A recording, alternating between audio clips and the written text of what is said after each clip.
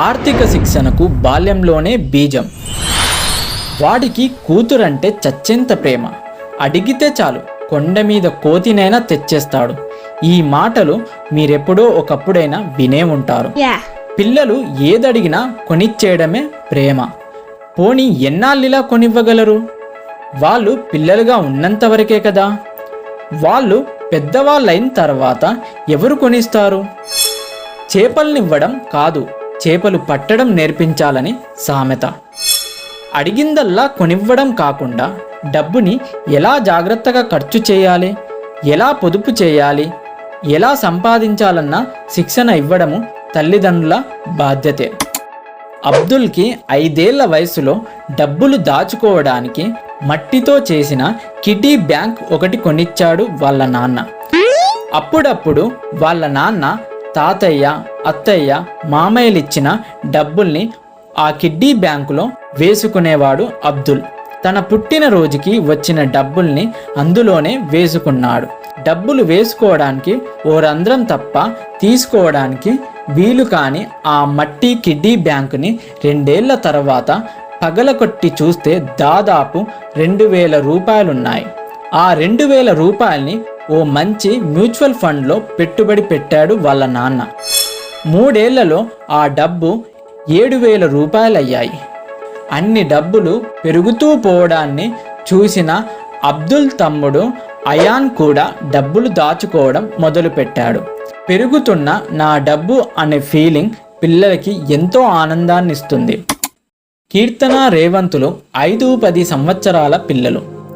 పిల్లలిద్దరూ ఎగ్జిబిషన్కు వెళ్తుంటే వాళ్ళ తాత చెరో 100 రూపాయలు ఇచ్చారు. ఎగ్జిబిషన్లో ఏది కావాలంటే అది కొనివ్వడానికి వాళ్ళ అమ్మ నాన్న ఒప్పుకోకపోతే పిల్లలు తమ తాత ఇచ్చిన 100 రూపాయలు తీసుకొని ఐస్ క్రీమ్, కూల్ డ్రింక్లు ఉత్సాహంగా కొనుక్కున్నారు. రెండింటికి 40 రూపాయలు పోగా మిగిలిన 60 రూపాయలు ఖర్చు పెట్టడానికి పిల్లలు చాలా జాగ్రత్తగా ఖర్చు పెట్టాలా వద్దా అని ఆలోచించడం మొదలుపెట్టారు. ఎగ్జిబిషన్లో 20 రూపాయలకి దొరికే ఐస్ క్రీమ్ తమ ఇంటి వద్ద షాపులో 10 రూపాయలకే దొరుకుతుంది కదా అని వివరిస్తే పిల్లలు తమ డబ్బులు వృధా చేసుకుంటే ఇంకేమి మిగలదని గుర్తించారు. పిల్లలు ఏది కావాలంటే అది తల్లిదండ్రులు కొనివ్వడం మొదలు పెడితే వాటి ఖరీదు, ఉపయోగం పట్టించుకోకుండా అది కావాలి, ఇది కావాలి, అమ్మా నాన్న కొనివ్వాలి అంతే అనే ధోరణితోనే ఉండేవారు. ఇప్పుడు డబ్బులు వాళ్ళ చేతికొచ్చేసరికి లెక్కలు జాగ్రత్త మొదలైంది. వాసు వాళ్ళ నాన్న ఇంటి ఖర్చులకి కొంత డబ్బును వాళ్ళమ్మ దగ్గర ఉంచి ఖర్చు చేయమని చెప్పేవారు. ఆ డబ్బుతో పెట్టిన ఖర్చులన్నీ జాగ్రత్తగా వ్రాసినందుకు 6వ తరగతి చదివే వాసుకి నెలకి 100 రూపాయలు ఇస్తున్నారు.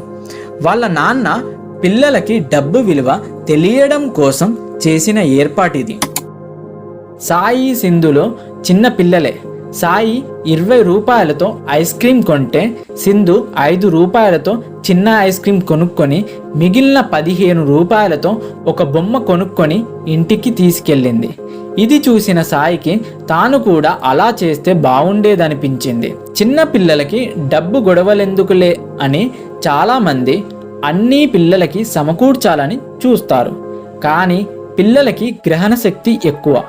కొద్ది కొద్దిగా ఆర్థిక శిక్షణని పై విధంగా అలవాటు చేస్తే ముందు ముందు పిల్లల ఫైనాన్స్ ప్లానింగ్, ఆర్థిక ప్రణాళికని చూసి తల్లిదండ్రులే ఆశ్చర్యపోయేలా పిల్లలు ప్రవర్తిస్తారని చాలామంది తల్లిదండ్రుల అనుభవం. పిల్లలకి 5-10 రూపాయలు ఊరికే ఇచ్చే బదులు షూ పాలిష్ చేస్తేనో, టీవీ తుడిస్తేనో 10 రూపాయలు ఇస్తానని చూడండి. వాళ్ళ డబ్బులు వాళ్ళు సంపాదించుకున్న తృప్తి వాళ్ళకి చాలా రుచిగా ఉంటుంది. ఇది ఎప్పుడైనా 1-2 సార్లు వాడండి. తరచుగా వాడితే వాళ్ళు కమర్షియల్గా మారుతారు. పిల్లల బర్త్డేకి మీరు బహుమతి ఇచ్చినట్లుగానే మీ భార్యాభర్తలు పుట్టినరోజుకి మీ పిల్లలు చిన్న చిన్న బహుమతి ఇచ్చేలా ప్రోత్సహించండి. బహుమతి అందుకున్న మీకంటే ఇచ్చినందుకు వాళ్ళెక్కువ సంతోషపడతారు.